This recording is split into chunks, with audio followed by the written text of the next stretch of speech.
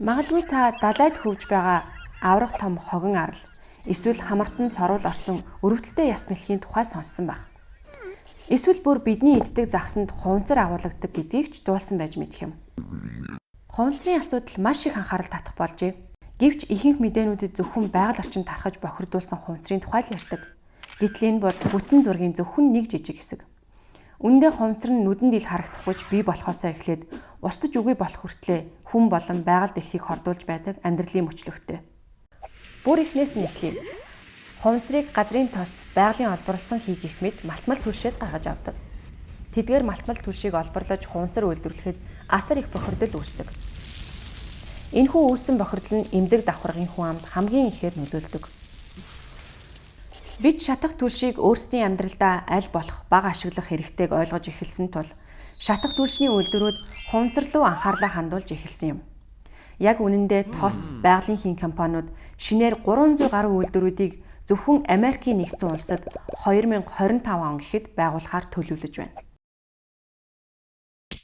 Гэтэл энэ компаниуд одоо бидний хэрэглээнээс хамаагүй ихийг үйлдвэрлэдэг. Тэгвэл энэ их хуванцар хаашаа яваад байна вэ?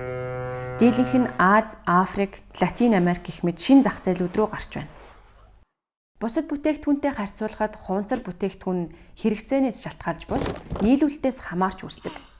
Unilever, Nestle болон Procter & Gamble гэх мэт үндэстэн дамнасан корпорациуд нэг удаагийн хэрэглээний хуванцар бүтээгдэхүүн савлгааг дэлхийд дахинд хүчээр нэвтрүүлсээр байна. Эдгээр компаниуд Индонез гэх мэт хуванцар хог хаягдлыг зохицуулахад бэлэн биш улс орнууд руу бүтээгдэхүүнээ нийлүүлдэг. Гэтэл эдгээр улсууд байгалийн гаралтай сав баглаа бодол хэрэглэж татсан байж болно шүү дээ. Магадгүй бүр хог хаягдлаа зохицуулах боломжгүй жижиг арлын улс ч байж болно. Дээрээс нь бүр дэлхийн хойд хагасын орнууд өөрсдийн хуванцар хог хаягдлаа эдгээр улсууд руу зөөвлөдөг. Ингээд бодоод үзэхээр асар их хуванцар байгаль орчныг бохирдуулж байгаад гайхах зүйл алга.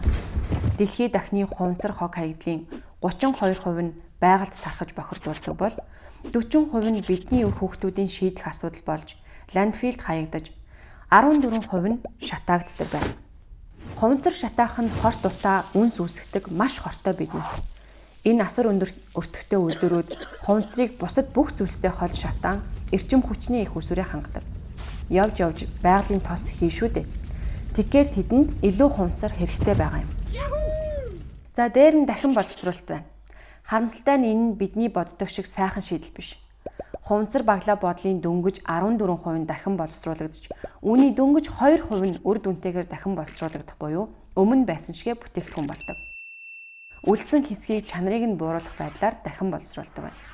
Мөн ихэнх хуванцар зөвхөн ганц удаа дахин боловсруулагдаад дараа нь ландфилд булагдаж, 100% шатаагдаж, эсвэл байгальд хаягддаг. Тэгэхээр бид энэ асуудлыг шатааж, буулж, эсвэл дахин боловсруулснаар шийдэж чадахгүй. Байгальд хаягдсан бүх хуванцрыг цуглуулад алга болгож чадахгүй. Энэ нь угаалгын онгоцонд цорог бүтэн нээлттэй ус гоожж байхад халбаар хоослох гэж оролдохтой л адил. Тэгвэл хуванцар үйлдвэрлэгч машинуудыг унтрааж цоргыг хаавал ямар вэ? Энэ нь системээр нь өөрчлөлт хийх үед бодлого боловсруулна гэсэн үг. Жишээ нь хамгийн их бохирдол үүсгдэг нэг удаагийн хуванцрыг хориглох, том хуванцрын үйлдвэрүүдэд өгдөг татаасыг зогсоох, мөн хуванцар үйлдвэрлэгч компаниуд үүсгэсэн хог хаягдлаа өөрсдөө хариуцдаг болно гэсэн үг юм. Ингэж байж л бид хог хаягдалгүй буюу бидний хэрэгэлдэг бүх бүтээгдэхүүний сав баглаа бодол дахин ашиглагддаг, засагддаг, үр дүнтэйгээр дахин боловсруулагддаг, эсвэл байгаль чингдэг тийм ирээдүйд хүрч чадна. Мөн хүн төрлөختөн их дэлхийд аль алинд нь хүртээмжтэй, тогтвортой тойрог эдийн засгийг бүтээж чадна. Story of Plastic Zig.org хаягаар орж илүү ихийг сурч өөрчлөлтөд нэгдээрэй.